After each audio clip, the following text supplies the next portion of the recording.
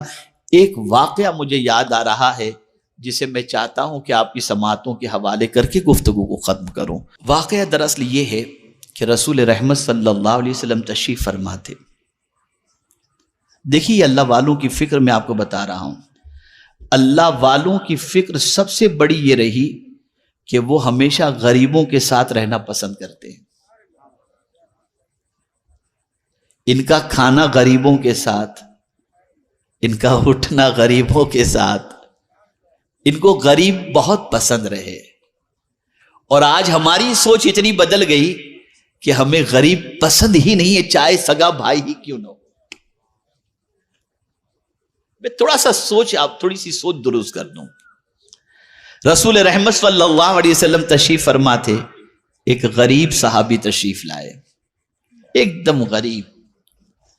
آقا کریم صلی اللہ علیہ وسلم ان سے گفتگو فرما رہے تھے، اتنے میں حضرت جبریل امین علیہ الصلاۃ والتسلیم تشریف لائے۔ سرکار، یہ جو آپ کے ساتھ غریب بندہ بیٹھا ہوا ہے نا، اس کی زندگی کل دوپہر تک کی ہے، کل دوپہر کو یہ اس دنیا سے کچھ کر جائے گا، دوپہر تک اس کی زندگی ہے۔ اب رسول رحمت صلی اللہ علیہ وسلم نے جبریل امین کی بات سنی تو فوراً سرکار صلی اللہ علیہ وسلم نے چاہا کہ اب اس کی عمر کل دوپہر تک کی ہے تو چلو کیوں نہ اس سے پوچھ لیا جائے، اس کے کوئی ارمان ہو تو پورے کر دیے جائیں۔ سرکار نے فرمایا، میرے صحابی، میرے غلام، کوئی تیری تمنا ہو تو بتا، کوئی حسرت ہو تو بتا۔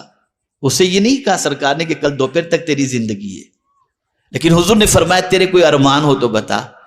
عرض کرتا ہے حضور، دو ارمان ہیں، زندگی میں کبھی میٹھا کھایا ہی نہیں تو مجھے میٹھا نصیب ہو جائے، اور لوگوں کو شادی شدہ دیکھتا ہوں تو دل میں ارمان پیدا ہوتے، کاش میری بھی شادی ہو گئی ہوتی، لیکن میں اتنا غریب ہوں، کوئی لڑکی مجھے دے گا نہیں۔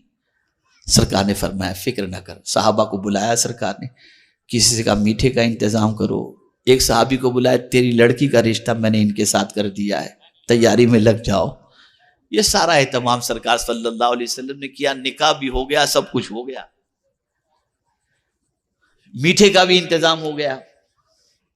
اب دوسرے دن دوپہر کے وقت حضور صلی اللہ علیہ وسلم نے سب گھر کا بھی انتظام کر دیا، سرکار نے، سب کچھ ہو گیا، وہ چلا بھی گیا، شادی بھی ہو گئی، بیوی کے ساتھ آرام سے وہ صحابی ہیں۔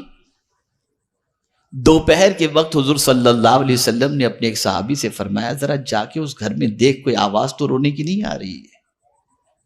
وہ گئے، وہ صحابی ظہر سے لے کر عصر تک اس کے گھر کے ان کے گھر کے قریب چکر لگانے لگے، کوئی آواز نہیں، کوئی رونے دھونے کی آواز نہیں۔ آئے حضور کے پاس، سرکار وہاں تو کوئی رونے دھونے کی آواز تو ہے نہیں، سب بالکل ٹھیک ٹھاک معاملہ ہے۔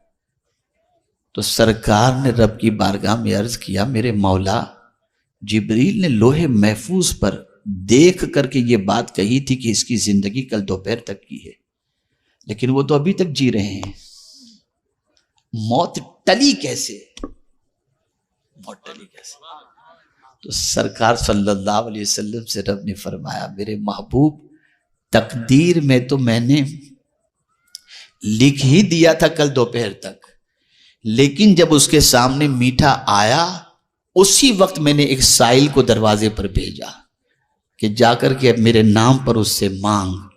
جب اس سائل نے اس سے مانگا، اللہ کے نام پہ دے، زندگی پر اس نے میٹھا نہیں کھایا تھا، لیکن میرے نام پر جب میٹھا مانگا گیا، اٹھا کر سارا میٹھا اس غریب کو دے دیا۔ تو غریب نے جاتے ہوئے یہ کہا، اللہ تیری جوڑی سلامت رکھے اور ڈھیر سارے تجھے بچے عطا فرمائے، میں نے اس غریب کی دعا کی وجہ سے اس کی موت کو ٹال دیا۔ میرا یہ ایک ایسا اہم موضوع ہے، زندگی رہی تو میں صرف غریبوں کی اہمیت پر آپ کو بتاؤں گا، اس لیے کہ ہماری سوچ پوری الٹی ہو گئی۔ نہ غریب کے ساتھ بیٹھنا اچھا لگتا ہے، نہ غریب کے ساتھ ملنا اچھا لگتا ہے، نہ غریب کے ساتھ کھانا اچھا لگتا ہے، نہ غریب کے ساتھ مصافحہ اچھا لگتا ہے، نہ غریب کی دعوت اچھی لگتی ہے۔ بس یہ ہماری سوچ، اور یہ اتنی بودی سوچ ہے، اتنی بودی سوچ ہے کہ اس بودی سوچ کی بنیاد پر ہم زوال کے شکار ہیں، ہم زوال کے شکار ہیں۔ سوچ بدلو، فکر بدلو۔ انہی کلمات خیر پر میں اپنی گفتگو کو ختم کرتا ہوں اور دعا کرتا ہوں اللہ تعالیٰ سب سے پہلے مجھے توفیق دے، پھر آپ کو توفیق دے، سنی دعوت اسلامی کا ماحول بنائیں، سنی دعوت اسلامی کے قافلے میں جائیں، سنی دعوت اسلامی کے اجتماعات میں شریک ہوں، زندگی بدلو اور نیکیوں کا جذبہ اپنے اندر پیدا کرو۔ وَمَا عَلَيْنَا إِلَّا الْبَلَاغُ الْمُبِينُ۔